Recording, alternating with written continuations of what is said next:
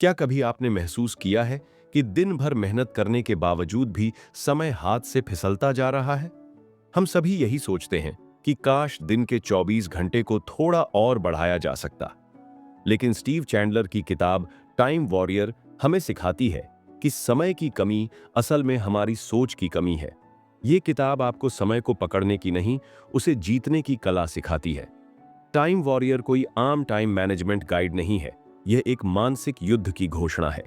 एक ऐसा युद्ध जिसमें आपको अपने डर से लड़ना है, टाल मटोल की आदतों को हराना है और उस अभी को अपनाना है जिसे हम अक्सर नजरअंदाज कर देते हैं।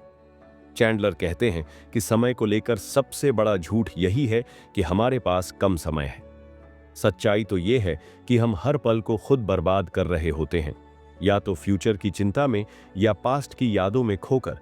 इस किताब की शुरुआत ही एक गूंजदार संदेश से होती है, जो काम जरूरी है उसे अभी करो, बिना इंतजार किए, बिना डर के।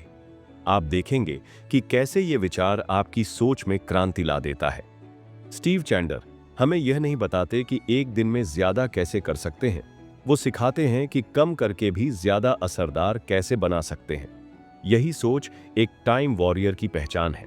तो चलिए, इस वीडियो में हम इस जबरदस्त किताब के सार को समझेंगे, जिससे आप सिर्फ समय के साथ नहीं, अपने जीवन के हर पहलू में विजेता बन सकें। चैप्टर 1, स्टीव चैंडलर की किताब टाइम वॉरियर का पहला अध्याय शुरू होता है एक बेहद सटीक और झकझोर देने वाले विचार से, फ्यूचर नॉट रियल, यानी भविष्य नाम की कोई चीज होती ही नहीं, ये सिर्फ हमारी कल्पना है।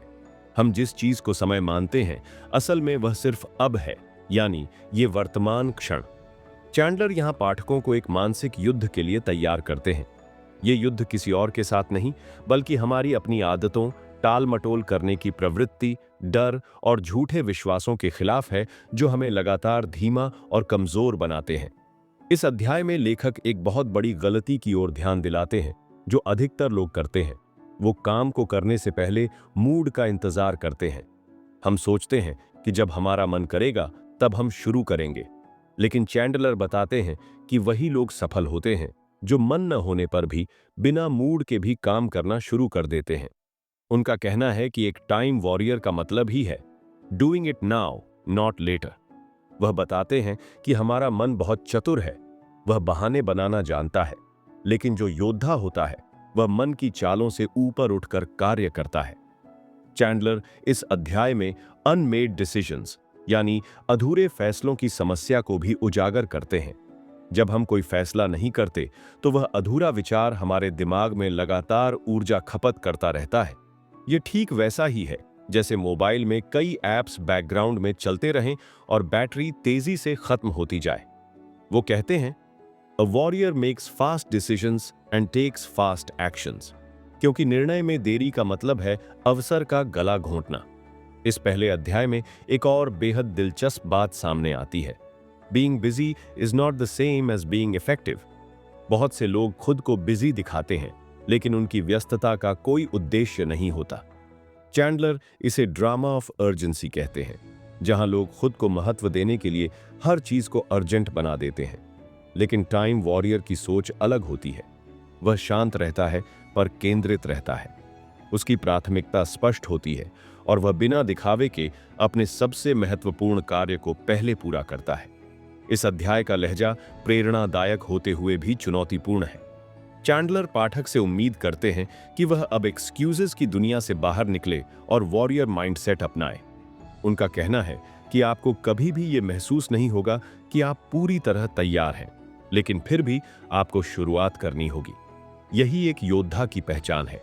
अब जब आप ये सब जानते हैं, तो सोचिए, आपका ऐसा कौन सा काम है जिसे आप लंबे समय से टालते आ रहे हैं, और अगर आपने उसे अभी शुरू नहीं किया तो वो आपके जीवन को कितनी कीमत पर पड़ेगा। क्या आप तैयार हैं अपने पहले युद्ध के लिए?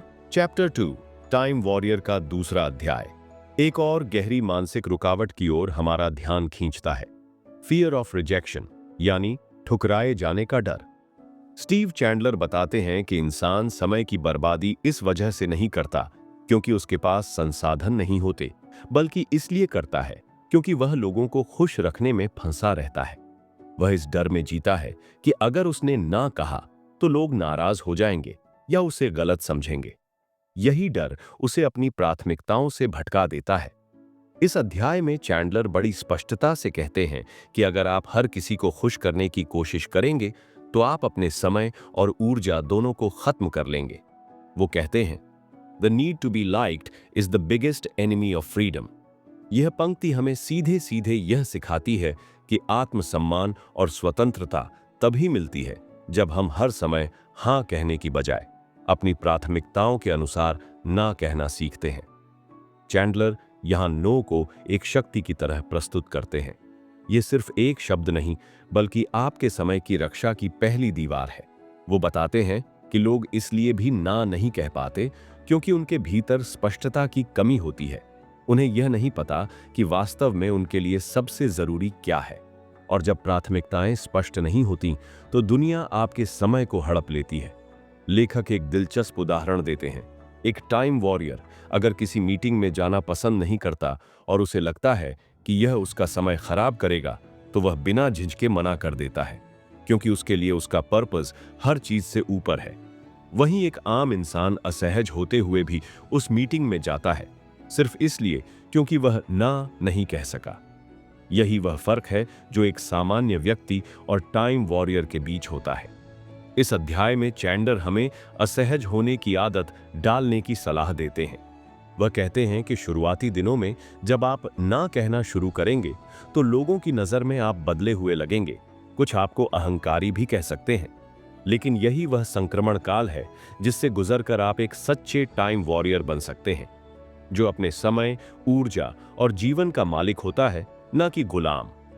यह अध्याय हमें सिखाता है कि डर से मुक्ति निर्णय लेने और स्पष्ट संवाद की क्षमता से मिलती है, और ये शक्ति आपको उस दिशा में ले जाती है जहां आपका हर दिन उद्देश्य से भरा होता है। अब जरा सोचिए, आपका दिन किन किन अनचाहे कामों में बर्बाद हो जाता है सिर्फ इसलिए क्योंकि आप ना नहीं कह पाए। और अगर आपने हर उस चीज को मना करना शुरू कर दिया जो आपके लक्ष्य से मेल नहीं खाती, तो क्या आप कल्पना कर सकते हैं कि आपकी प्रोडक्टिविटी कहां तक पहुंच सकती है? क्या आप तैयार हैं अपने पहले ना के लिए, वो ना जो आपके हां से कहीं ज्यादा मूल्यवान साबित हो सकता है? चैप्टर 3, टाइम वॉरियर का तीसरा अध्याय एक बेहद जरूरी लेकिन अक्सर अनदेखा किया जाने वाला विषय उठाता है, दिमाग की भीड़ और सोच की ठहराव। स्टीव चैंडलर यहां बताते हैं कि हमारे अंदर चल रही सोच की भीड़ ही हमारी सबसे बड़ी शत्रु है, खासकर जब हमें किसी महत्वपूर्ण कार्य पर ध्यान केंद्रित करना होता है। इस अध्याय में वह इस भ्रम को तोड़ते हैं कि हमें पहले मानसिक रूप से पूरी तरह तैयार होना चाहिए, तब जाकर कोई बड़ा काम शुरू किया जा सकता है। वे साफ कहते हैं कि तैयार होने की भावना कभी भी अपने आप नहीं आती, आप उसे काम शुरू करने के बाद ही महसूस करते हैं। चैंडलर समझाते हैं कि ज्यादातर लोग इसलिए फंसे रहते हैं क्योंकि उनके मन में एक सोचने वाली स्पिरल चल रही होती है। वह किसी भी काम को करने से पहले उसके 10 संभावित परिणामों के बारे में सोचते हैं। क्या होगा अगर मैं फेल हो गया? क्या होगा अगर लोग हंसने लगे? क्या होगा अगर मेरा समय बर्बाद हुआ? यह सोचने की आदत उन्हें कभी शुरू करने ही नहीं देती। वह कहते हैं, thinking is the enemy of action when it becomes excessive. यानी जब सोच जरूरत से ज्यादा हो जाए तो वह कर्म का दुश्मन बन जाती है। इस अध्याय में एक महत्वपूर्ण उदाहरण चैंडलर ने दिया है। एक लेखक जो किताब लिखना चाहता है, लेकिन हर दिन यह सोचता है कि उसके विचार अच्छे नहीं हैं, उसका लिखना बेकार लगेगा और कोई पढ़ेगा भी नहीं। इस डर और आत्मसंदेह में वह महीनों कुछ नहीं लिख पाता। जबकि चैंडलर कहते हैं कि अगर वह लेखक हर दिन सिर्फ एक पैराग्राफ भी लिखता तो वह साल भर में पूरी किताब लिख चुका होता। यही टाइम वॉरियर की सोच है, स्टार्ट बिफोर यूर रेडी, यानी बिना पूरी तैयारी के भी शुरुआत करना। चैंडलर हमें यह सिखाते हैं कि एक योद्धा कभी परफेक्शन के पीछे नहीं भागता। वह जानता है कि गति ही सबसे बड़ी मित्र है। जैसे ही आप शुरुआत करते हैं, रास्ता खुद बनता जाता है और आपकी सोच धीरे धीरे स्पष्ट होती जाती है। यह अध्याय स्पष्टता के माध्यम से कार्रवाई का एक अद्भुत दर्शन पेश करता है। लेखक का यह दृष्टिकोण बेहद क्रांतिकारी है, क्योंकि यह आपके सोचने और काम करने की परंपरागत आदतों को तोड़ता है।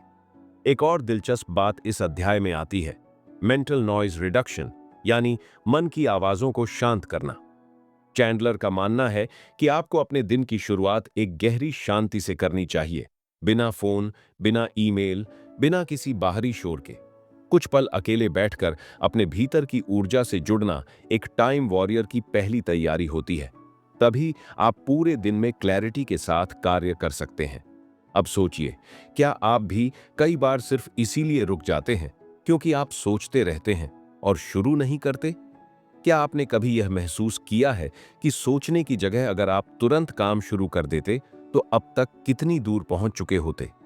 और सबसे अहम सवाल, क्या आप अब भी उस दिन का इंतजार कर रहे हैं जब आप पूरी तरह तैयार महसूस करेंगे, या आप आज ही अपने पहले इम्परफेक्ट कदम के साथ अपने सपनों की ओर चलना शुरू करेंगे? चैप्टर 4 टाइम वॉरियर का चौथा अध्याय हमें एक बेहद व्यावहारिक लेकिन अक्सर नजरअंदाज की जाने वाली सच्चाई से रूबरू कराता है।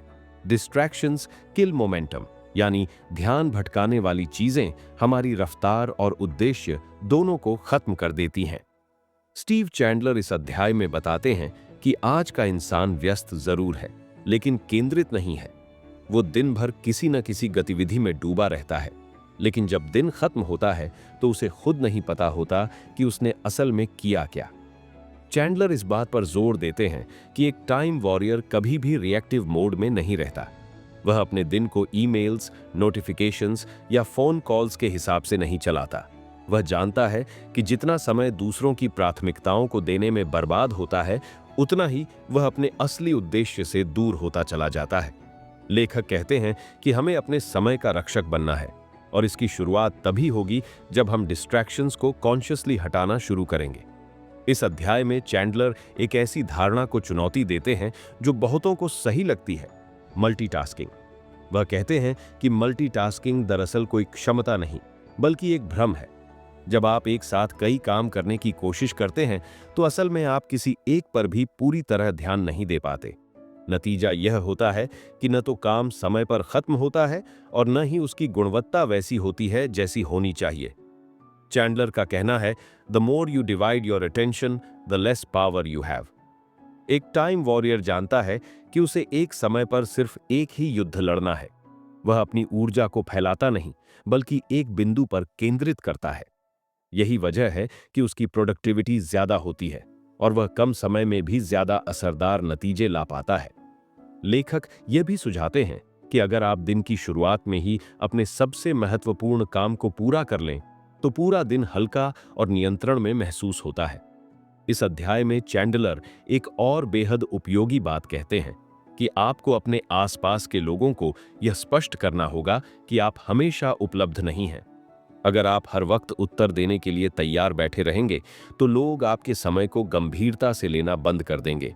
इसलिए बाउंड्रीज बनाना, नो इंटरप्शन जोन्स तय करना और टेक्नोलॉजी को अपने कंट्रोल में रखना बेहद जरूरी है। इस पूरे अध्याय की सीख यही है कि एक सच्चा टाइम वॉरियर जानता है कि फोकस ही उसका हथियार है। वह डिस्ट्रैक्शंस को अपने लक्ष्य के सामने कभी नहीं आने देता, क्योंकि वह समझता है कि जितना ज्यादा आप टूटे हुए ध्यान से जिएंगे, उतना ही अधूरा जीवन जिएंगे। अब जरा खुद से पूछिए, आपका दिन किन किन बेवजह की चीजों में बिखर जाता है? और क्या आप सच में अपने सबसे महत्वपूर्ण काम को डिस्ट्रैक्शन से ऊपर रख पा रहे हैं? और सबसे जरूरी सवाल, अगर आप आज से हर उस चीज को हटा दें जो आपका ध्यान भटका रही है, तो क्या आप अगले 30 दिनों में अपनी जिंदगी को पूरी तरह बदल सकते हैं? चैप्टर 5 टाइम वॉरियर का 5वां अध्याय हमें एक ऐसे गहरे मानसिक भ्रम से बाहर निकालता है जो हमारे आत्मविश्वास और निर्णय शक्ति को लगातार खा रहा होता है। Past regret and future anxiety, यानी बीते कल की पछतावा और आने वाले कल की चिंता। स्टीव चैंडलर यहां हमें सिखाते हैं कि कैसे हम ज्यादातर समय उस चीज में उलझे रहते हैं जो या तो खत्म हो चुकी है या फिर अभी आई ही नहीं है। वह कहते हैं कि इंसान की सबसे बड़ी शक्ति वर्तमान क्षण है, लेकिन अफसोस कि वही हमसे सबसे ज्यादा छिन गया है। इस अध्याय में चैंडलर बताते हैं कि जब आप बीते हुए फैसलों को बार बार दोहराते हैं या सोचते हैं कि आपने ऐसा क्यों किया, वैसा क्यों नहीं किया, तो आप अपने वर्तमान की ऊर्जा को अतीत में बहा देते हैं। वही ऊर्जा जो आपको आज एक निर्णायक कदम उठाने में मदद कर सकती थी। वह कहते हैं कि रिग्रेट एक ऐसा बोझ है जिसे हम खुद अपने कंधों पर लादते हैं और फिर शिकायत करते हैं कि हम आगे क्यों नहीं बढ़ पा रहे। चैंडलर एक और बड़ी समस्या की ओर इशारा करते हैं, ओवर प्लानिंग और हाइपोथेटिकल थिंकिंग। लोग अक्सर अपनी सफलता की कल्पना इतनी बार करते हैं कि असली काम करने की ऊर्जा ही खत्म हो जाती है। वे बताते हैं कि जो वॉरियर होता है वह कल्पना नहीं करता, वह करता है, क्योंकि उसे पता है कि काम से ही रास्ता बनता है, विचारों से नहीं। वह कहते हैं, let go of the timeline and fall in love with the action itself. इस अध्याय की सबसे प्रभावशाली बात यह है कि चैंडलर टाइम को लीनियर नहीं मानते। उनका मानना है कि समय एक लकीर नहीं है जिसमें हम पीछे या आगे जाते हैं, बल्कि यह एक बिंदु है, अब। और यह बिंदु ही सारी शक्ति का स्रोत है। जब आप इस पल में पूरी तरह उतर जाते हैं, तभी आपकी सोच, निर्णय और ऊर्जा एक नई दिशा पाती है। चैंडलर यह भी समझाते हैं कि कैसे कुछ लोग हर काम को परफेक्ट मोमेंट के इंतजार में टालते रहते हैं। वह सोचते हैं कि जब सब कुछ सही हो जाएगा तब वे शुरू करेंगे। लेकिन चैंडलर का कहना है कि ऐसा कोई पल आता ही नहीं। एक टाइम वॉरियर को इम्परफेक्ट एक्शन से डर नहीं लगता। वह जानता है कि शुरू करना ही सबसे बड़ा साहस है। और जब आप पूरी उपस्थिति के साथ काम करते हैं तो आपकी गति और स्पष्टता दोनों गहराई पकड़ लेती है। इस अध्याय में लेखक हमें यह सिखाते हैं कि खुद को क्षमा करना भी टाइम वॉरियर बनने की एक महत्वपूर्ण प्रक्रिया है। अगर आप अपने पुराने फैसलों के लिए खुद को माफ नहीं कर पा रहे, तो आप खुद को वर्तमान के किसी भी अवसर के लायक नहीं मान पाएंगे। इसलिए पहले खुद को माफ करो, फिर अपने आज में पूरी तरह उतर जाओ। यही जीवन की सबसे ज्यादा ट्रांसफॉर्मेटिव शक्ति है। अब सोचिए, क्या आप भी अपने किसी पुराने फैसले का बोझ आज तक ढो रहे हैं? क्या वह पछतावा अब भी आपके वर्तमान को नियंत्रित कर रहा है? और एक गहरा सवाल, अगर आप आज से अपने अतीत को पूरी तरह मुक्त कर दें, तो क्या आप अपने जीवन के सबसे बड़े फैसले लेने के लिए खुद को तैयार महसूस करेंगे? चैप्टर 6 टाइम वॉरियर का छठा और अंतिम अध्याय हमें एक बेहद शक्तिशाली विचार की ओर ले जाता है, living from the inside out, यानी भीतर से जीना, बाहर से नहीं। स्टीव चैंडलर इस अध्याय में स्पष्ट करते हैं कि ज्यादातर लोग अपने जीवन को बाहरी परिस्थितियों के हिसाब से जीते हैं। अगर माहौल अच्छा है तो मन शांत होता है, अगर लोग तारीफ करें तो आत्मविश्वास बढ़ता है, लेकिन अगर जरा भी चीजें बिगड़ती हैं तो उनका पूरा मानसिक ढांचा हिल जाता है। यही असली जड़ है अस्थिरता की, असंतुलन की और समय की बर्बादी की। चैंडलर कहते हैं कि एक टाइम वॉरियर कभी बाहरी दुनिया पर अपनी भावनात्मक स्थिरता नहीं टिका देता। वह जानता है कि उसकी शक्ति, स्पष्टता और निर्णयशीलता भीतर से आती है। वह खुद को रोज एक सैनिक की तरह तैयार करता है ताकि दुनिया की कोई भी हलचल उसकी आंतरिक शांति को न तोड़ सके। वह यह भी बताते हैं कि जितना आप बाहर के वैलिडेशन के पीछे भागते हैं, उतना ही आप अपने असली पर्पस से दूर चले जाते हैं। इस अध्याय में चैंडलर आत्मनिर्भरता को केवल आर्थिक या भौतिक सफलता से नहीं जोड़ते, बल्कि मानसिक और भावनात्मक स्वतंत्रता से जोड़ते हैं। वह कहते हैं कि जब आप भीतर से जीना सीख लेते हैं, तो आपको किसी तारीफ, समर्थन या सहमति की जरूरत नहीं रह जाती। तब आप अपने समय के मालिक बनते हैं और हर निर्णय उस शांति से लेते हैं जो भीतर से उपजती है, न कि डर या दबाव से। चैंडलर यह भी समझाते हैं कि एक टाइम वॉरियर का उद्देश्य सिर्फ अधिक काम करना नहीं होता, बल्कि सार्थक और गहरे कार्य करना होता है। वह अपने जीवन को केवल सफलता की दौड़ नहीं बनाता, बल्कि एक कलात्मक रचना बनाता है, जहां हर दिन, हर निर्णय, हर ना और हर हां उस दिशा में जाता है जो उसके दिल की आवाज से मेल खाती है। इस अंतिम अध्याय की सबसे प्रेरक बात यह है कि आप चाहे जिस भी परिस्थिति में हों, आप आज से अपने समय, ध्यान और ऊर्जा के मालिक बन सकते हैं। आपको किसी विशेष ट्रेनिंग या प्रमाण पत्र की जरूरत नहीं। आपको बस यह तय करना है कि अब से आप अपने निर्णय भावनाओं के तूफान से नहीं, बल्कि भीतर की स्थिरता से लेंगे। अब जब आप इस किताब के 6 अध्यायों से गुजर चुके हैं, तो एक बात बिल्कुल साफ हो जाती है। टाइम वॉरियर बनना कोई आदत या योजना नहीं, बल्कि एक जीवन दृष्टि है। यह दृष्टि आपको सिखाती है कि आपका समय, आपकी ऊर्जा और आपका जीवन किसी के भरोसे नहीं है। ये आपके हाथ में है और आज से आप ही इसके असली योद्धा बन सकते हैं।